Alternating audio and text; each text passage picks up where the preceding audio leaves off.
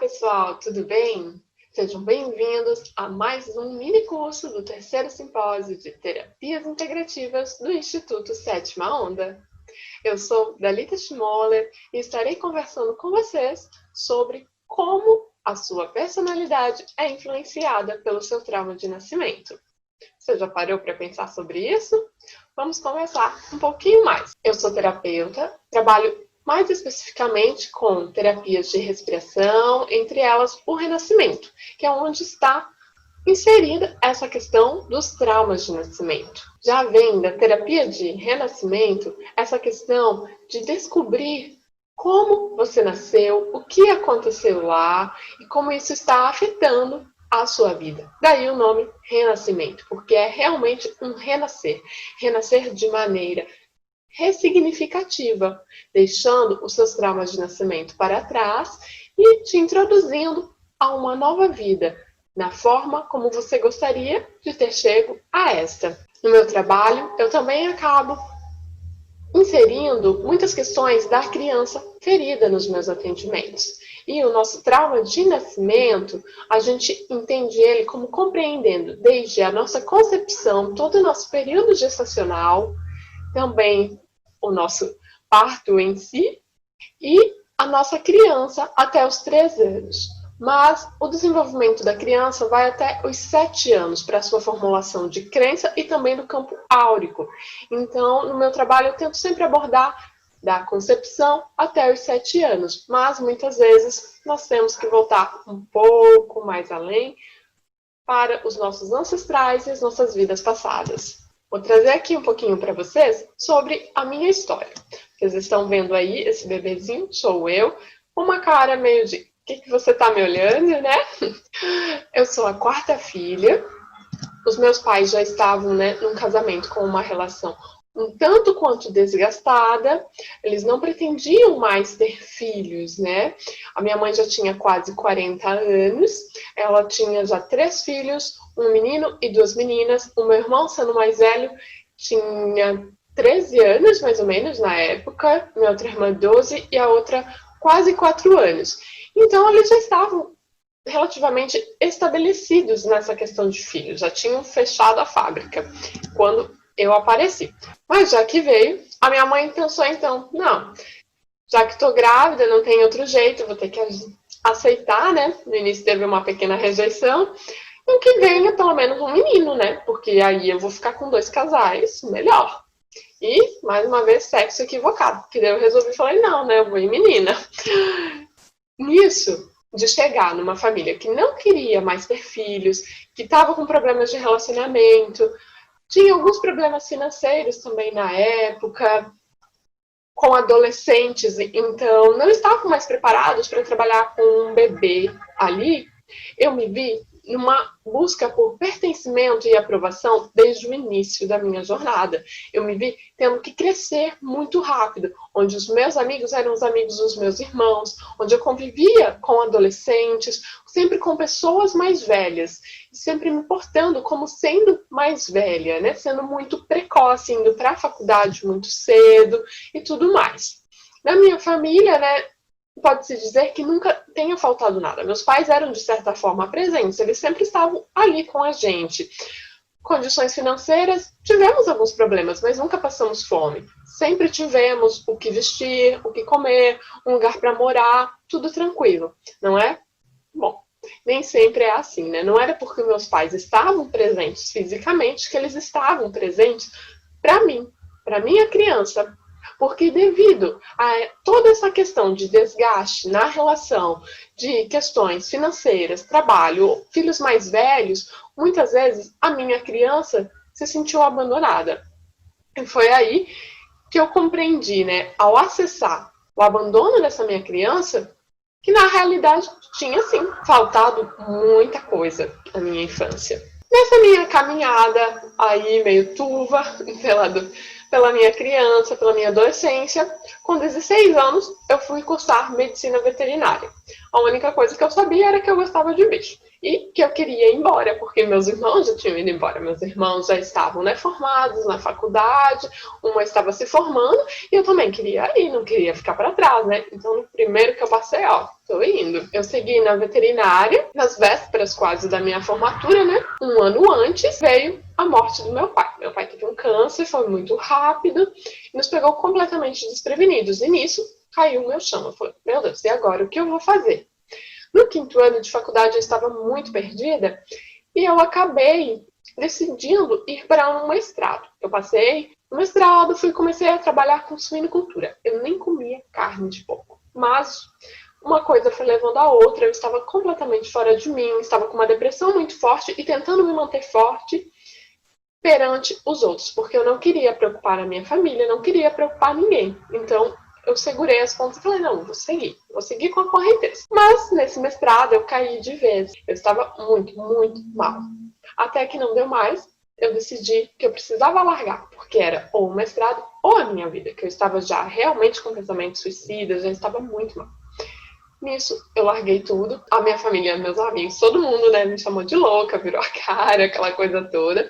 Mas, felizmente, com o auxílio das terapias integrativas, eu tive coragem para escolher por mim e fui embora do país, tirei um ano sabático, depois mais um ano para definir o que eu queria da minha vida. E foi lá que eu comecei essa busca por autoconhecimento através das terapias integrativas e descobri que eu podia ajudar outras pessoas a fazerem isso também. Até que eu resolvi voltar para o Brasil em busca de um curso de renascimento, onde eu também pudesse ter mais contato com a minha família. Quando eu encontrei o renascimento, eu nem sabia direito o que era. Eu só sabia que eu queria fazer um curso de renascimento porque tinham me falado que era legal.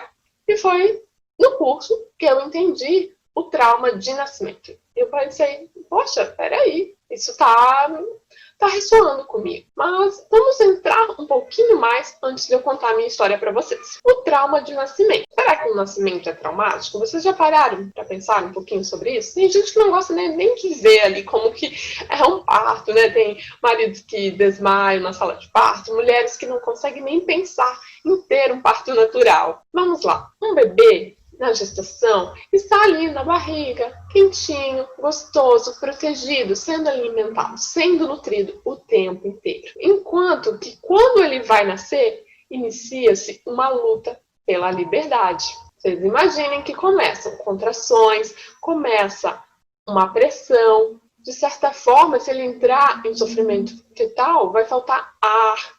Ele fica ali, desesperado. E a mãe, se não tiver um trauma de nascimento curado, vai ficar com muito medo também. A depender se o parto onde ela nasceu ou alguma ancestral sua tenha sido traumático, principalmente se houverem mortes, para ela vai ser muito difícil, ela vai ter muito medo, mesmo que ela queira demais parir aquele bebê naturalmente. Isso vai fazer com que o parto estagne, que ela não tenha dilatação, que fique muito difícil.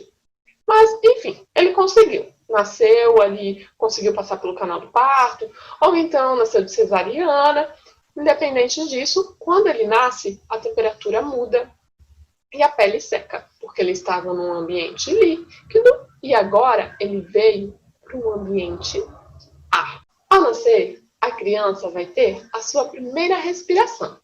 E é através dessa respiração, da primeira, que ele vai registrar o seu trauma de nascimento na memória celular. E isso vai funcionar como um filtro para a vida dessa criança. Se ela sentiu que o seu parto foi tranquilo, que ela foi bem-vinda, que estavam preparados, esperando por ela, que ela foi acolhida, que ela sentir realmente tudo isso, esse acolhimento dos pais, então ela chega para a vida vitoriosa, feliz. Eu vim para arrasar, mais ou menos assim.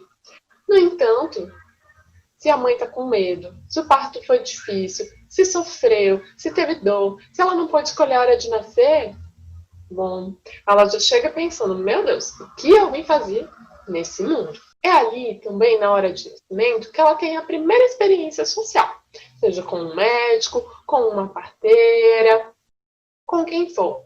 essa pessoa que pega essa criança primeiro, é o primeiro contato físico dela com o mundo fora da mãe. E ela tem que sentir proteção, ela tem que sentir aconchego, ela tem que se sentir como sendo realmente importante e bem-vinda. Esse médico, essa parteira, seja amoroso e esteja ali totalmente presente, para que ela entenda que sim, ela é importante. É também um momento em que nós ficamos sozinhos pela primeira vez. Até então, nós somos uno com a mãe. No entanto, apesar de estarmos sozinhos pela primeira vez, hoje compreendemos que uma criança, até mais ou menos 1 ano e meio, 1 ano e 2 meses, ainda vive uma esterogestação, onde ela ainda se sente una com a mãe. Ou seja, tudo que a mãe sente, tudo que a mãe pensa, é o que ela pensa sobre a vida e sobre si mesma.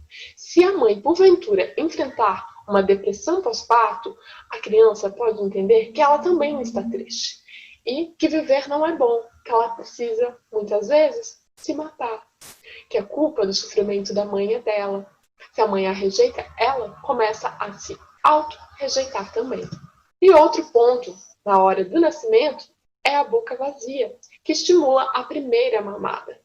E se a criança não tem essa mamada, ela pode entender também que a vida é escassa, porque eu não pude mamar, eu não pude me nutrir a hora que eu cheguei. Nossa, antes eu tinha ali tudo disponível, e agora que eu saí, eu não tenho mais nada. Como isso? Ela não entende. Então ela pode registrar realmente. Na vida, tudo é escasso. Quando eu tenho alimento, eu tenho que comer valendo. Vai que fica escasso novamente. Isso pode levar a problemas alimentares, né, como a obesidade, e também financeiros. Começamos agora com um trauma lá já da concepção, né? Logo após a concepção. Uma gravidez indesejada. A mãe não quer essa gravidez. Ou o pai não quer, avó, alguém não quer. A criança vai sentir essa rejeição, mesmo que tenha sido só no início, naquele susto que depois, aceitaram, né? Mas se ficar vindo esses lampejos de rejeição da mãe ou de alguém, a criança pega no campo. E ela traz para ela, eu estou sendo rejeitada, eu não deveria estar aqui, eu quero sair daqui. Uma coisa que ela pode agregar na sua personalidade, na sua vida, se ela foi rejeitada, é essa questão de relacionamentos e desvio de metas. Portanto, eu não devo me envolver com ninguém. Mas, na verdade, não é porque desviam ela de metas. A verdade é que ela não quer ter relacionamentos porque relacionamento significa poder ser rejeitado. Então, para não correr o risco, eu não vou ter relacionamentos. Outra impressão que ela pode trazer deste tipo de rejeição, né, de uma gravidez indesejada, é quando falam que engravidaram dela por acidente.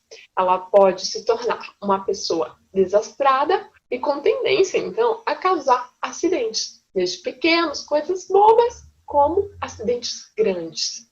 Porque ela, por si só, já é um acidente. Aqui temos o sexo equivocado, onde a criança já chega entendendo que ela é uma decepção. Poxa, queriam tanto uma menina, eu vi um menino, ou vice-versa. Muitas vezes ela tenta compensar, se comportando de uma maneira um pouco mais masculina ou feminina, para agradar os seus progenitores. Ela também traz um sentimento de não aceitação. As pessoas não me aceitam como eu sou. Eu tenho que estar sempre vestindo uma máscara para ser aceito. Eu tenho que ser outra pessoa para ter o amor dos meus pais. Podem ter essa confusão quanto à sexualidade.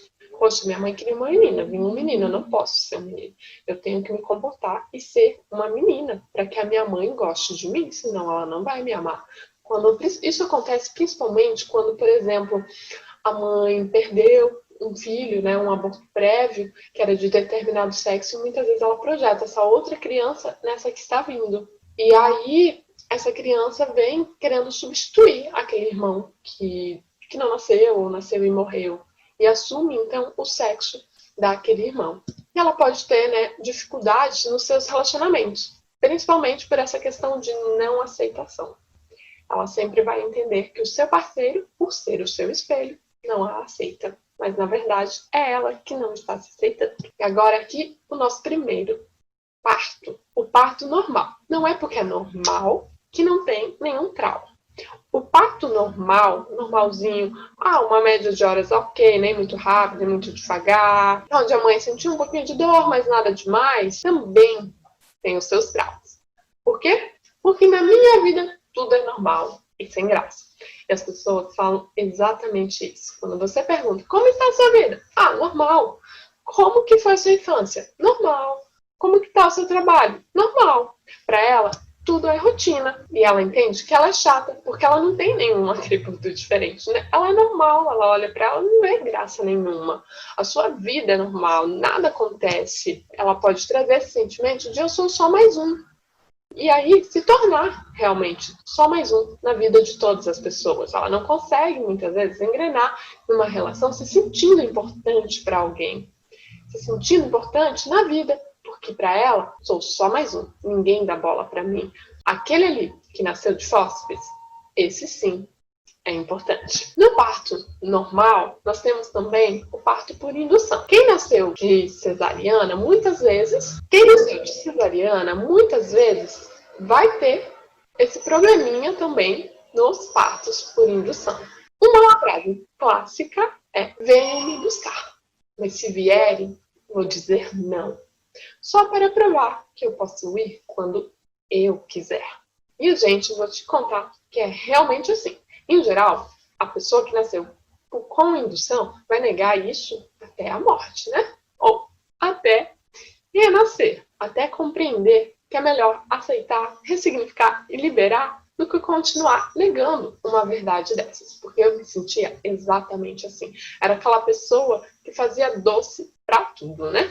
Ela tem uma raiva reprimida e oculta, um sentimento de não sou respeitada, porque não respeitaram o meu tempo, de certa forma. Eu queria ver um pouquinho mais devagar. E você vem aqui, tenta controlar no meu parto, controlar toda a minha vida. Poxa, com isso, elas acabam refreando tudo na vida. Refreiam o prazer, refreiam o amor, passam dificuldade em se entregar, em se jogar verdadeiramente para a vida, porque elas sempre estão esperando algum impulso externo, alguém que vai, se joga, que vai empurrar elas. Então elas não tomam muitas vezes essa atitude. Ou então, se elas tomam, elas chegam até um instante, putz, eu não devia ter vindo. Eu preciso que alguém venha aqui e me empurre. Tem medo de tomar a iniciativa, porque justamente elas não puderam tomar a iniciativa. Então elas esperam sempre que alguém venha e faça isso por elas. E tem problemas com horários, porque não era a hora certa para ela. Alguém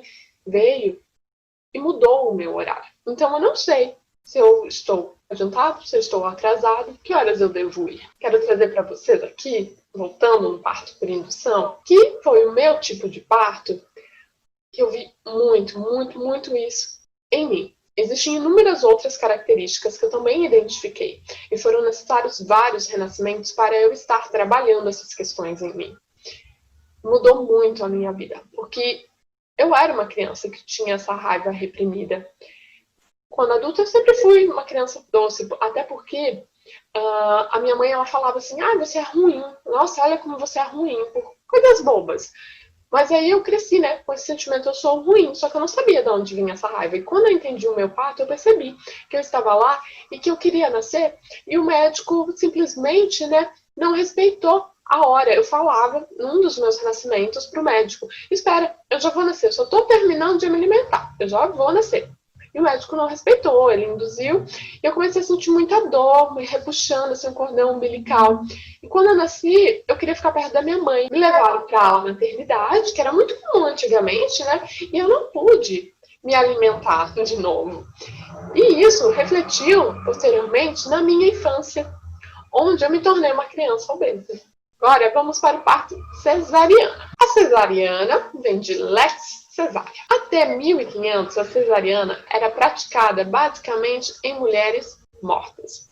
As mulheres morriam, então eles iam lá, abriam a barriga para ver se a criança ainda estava viva e se tivesse, se retiravam. Mas nós entendemos também que a cesariana trouxe a masculinização do parto, porque a cirurgia em si é um método muito masculino. braço, né? Enquanto que anteriormente eram as parteiras que iam com jeito, algumas nem tanto, mas iam com jeito. Elas entendiam do feminino, entendiam o que a mulher estava passando, porque elas também já tinham passado, né? E quando chegaram os homens, não, ó, é assim, assado, é agora, acabou, pá, não foi, né? Então, o homem, né, trouxe essa masculinização e essa necessidade da cesárea para os partos. Não que eu esteja dizendo que a cesárea não seja boa. Sim, ela é, quando ela é realmente necessária. A recomendação da Organização Mundial da Saúde é que uma cesariana, né, ela seja feita em casos específicos, não excedendo de 5 a 15% do número, né, de partos de um país. Aqui no Brasil, a gente tem lugares que chega a praticamente 100%. Então tem alguma coisa errada nisso aí, né? Até temos aqui, né, que a cesariana eletiva aumenta em muito os riscos para uma mulher. Porque se ela é saudável, se ela tem condições de parir, se ela não está com nada, nenhum problema ali com o bebê, né? Não está em sofrimento fetal, o bebê está certinho, e ela vai, não, vou fazer cesariana só porque eu estou com medo, ou porque o médico me recomendou, porque ele não quer ficar ali esperando quando a sua cliente vai parir, isso não está muito certo, porque você está desrespeitando essa criança que está vindo para o mundo. Você está tirando dela a chance da primeira vitória que ela tenha. Porque a vida, né, ela é a nossa primeira vitória, o nosso nascimento. Quando a gente passa o canal do parto, enfrentei todas essas contrações, esse medo de não saber se ali existe vida realmente, o que vai acontecer comigo, você vem, nossa, eu sou vitorioso.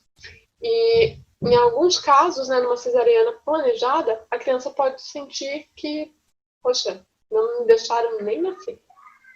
Não que todo mundo vá sentir isso, que fique bem claro. Os partos aqui, todos esses traumas, essas questões de padrões de personalidade que eu estou trazendo para vocês, todos esses padrões, eles são gerais.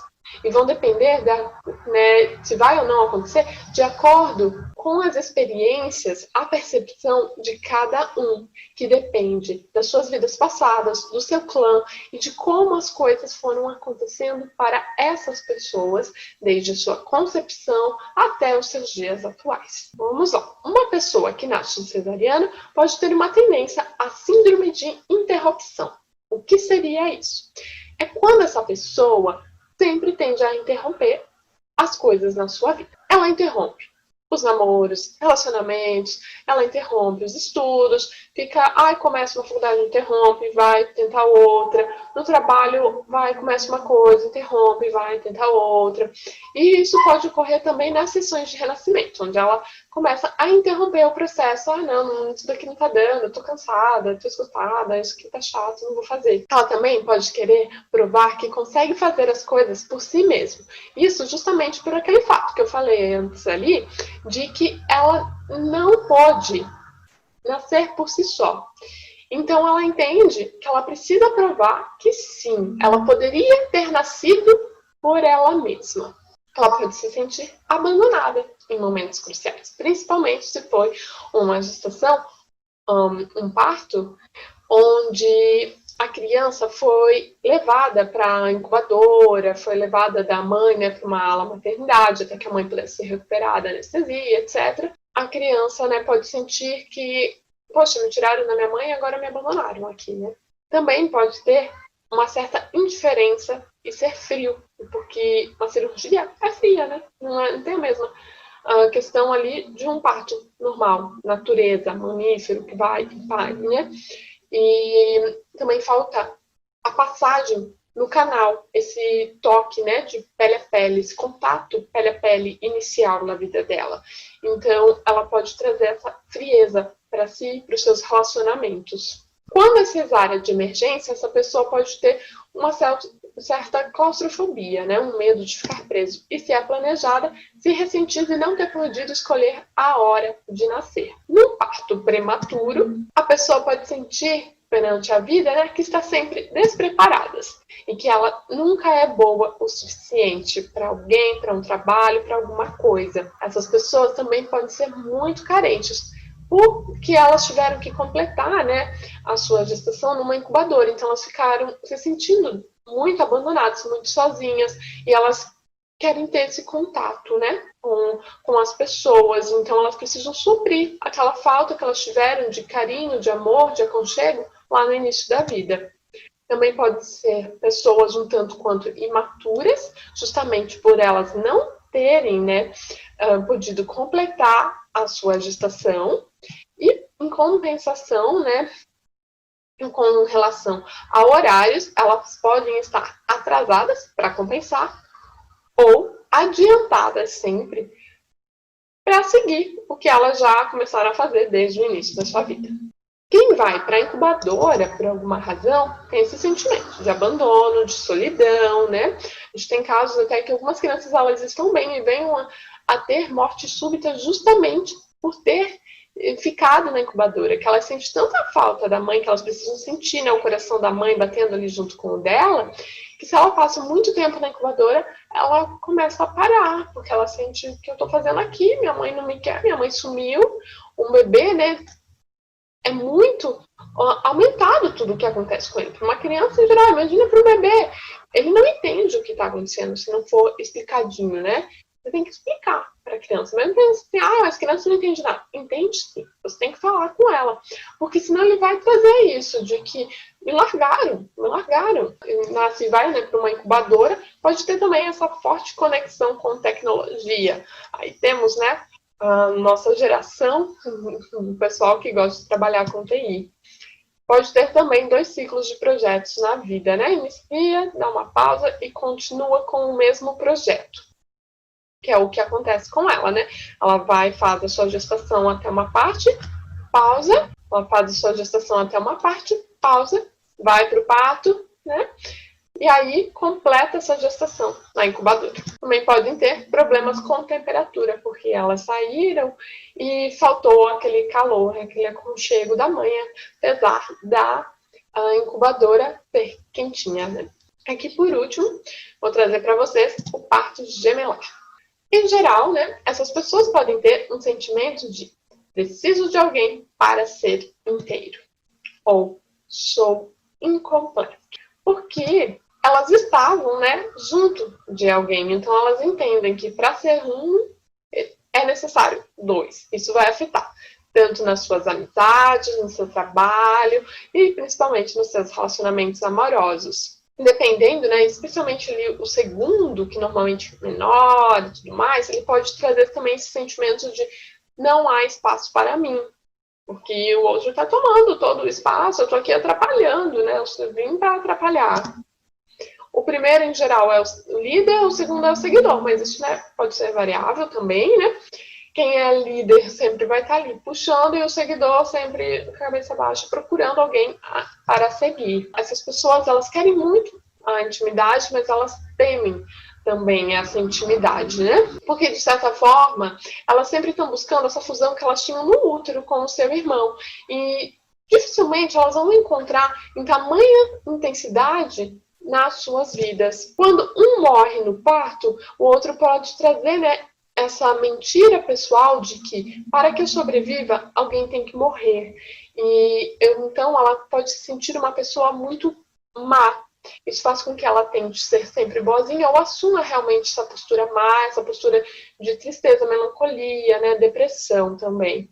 Em casos onde o feto foi absorvido lá no início da gestação, na maioria das vezes a mãe nem sabe, né, que eram gêmeos, que teve, né, um aborto prematuro ali no início, o filho que fica pode trazer muito, muito grande esse sentimento de solidão e estar numa constante busca pelo seu irmão. Pode ser, né, uma pessoa que tende a comprar tudo ali de 2, sempre está procurando o seu irmão nas outras pessoas, mas nunca se completa. É comum também elas falarem, parece que eu vivo uma vida que não é minha, porque para parecer que ela está próxima do irmão, ela pode começar a tentar viver a vida que esse irmão, que não nasceu, iria ter, tá? Então, pessoal, São muitas as características, né, que nós temos aí como padrões para cada tipo de parto, cada situação, né, é muito particular, tem que saber realmente todos os detalhes, né, mas aqui já deu para vocês terem uma noção. Nós também temos muitos partos, né, tem os partos tardios, adiantados, pélvico, transversal, etc. E aqui eu não teria tempo para trazer todos eles para vocês. Então eu tentei resumir ao máximo. Foi isso, né, que eu consegui aqui trazer para vocês. Espero que vocês gostem. Quem tiver interesse em acompanhar mais, né, corre lá para o meu Instagram, que toda quarta-feira eu tenho uma série de partos para vocês. E com relação, né, como reverter esse trauma, né? Porque não adianta a gente só falar, tem trauma, tá, agora eu sei, mas o que eu faço com isso, né? Como que eu faço? Será que é só nascendo de novo, né? Esperando a próxima encarnação? Talvez, né? Pode ser uma opção. Mas não necessariamente a próxima encarnação. Você pode renascer através da respiração, através da respiração circular, respiração de parto, né, de renascimento, para que você consiga acessar o seu nascimento e fazer da forma como você gostaria que tivesse sido, da maneira mais humanizada possível, sendo realmente acolhido, se sentindo bem-vindo, se sentindo envolto em muito amor, em muita coragem. Para finalizar, eu trago essa frase do Leonard Dior, que é o pai, né, da terapia de renascimento, foi ele quem canalizou, né? O renascimento é uma terapia do Kriya Yoga, baseada na respiração para acesso e liberação dessas memórias. E ele nos traz o seguinte: o nascimento é o ponto focal na transição de um animal de água que se torna um animal do ar. Provavelmente, a maioria das doenças tem a sua origem no nascimento, incluindo as doenças mentais. Com certeza tem, não é, pessoal? Com certeza tem. Se vocês pararem para observar, né, o fato de que muitas pessoas lá atrás, onde a mãe sofreu muito no parto, né? Falam assim, nossa, como eu sofri no seu parto, elas podem trazer esse sentimento de serem, né, pessoas ruins. E isso fazer com que algumas delas se tornem pessoas violentas, porque elas entendem, né, que há uma mentira, né, interior, que elas acreditam como sendo uma verdade, de que elas são ruins, então elas vão ser ruins mesmo, e podem vir a se tornar aí, né, um psicopata, um marido violento, uma mulher, né, violenta com seus filhos, com o marido, etc. Com relação aí às minhas referências bibliográficas, os livros do Leonard Dior, né?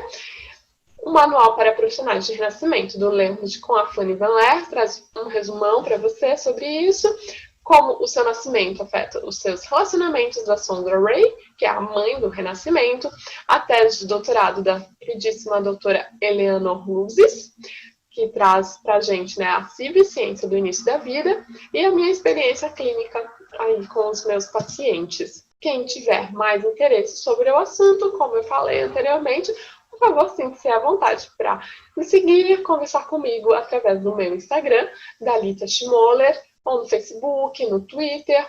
Meu WhatsApp está aí para vocês também, 9923-25765.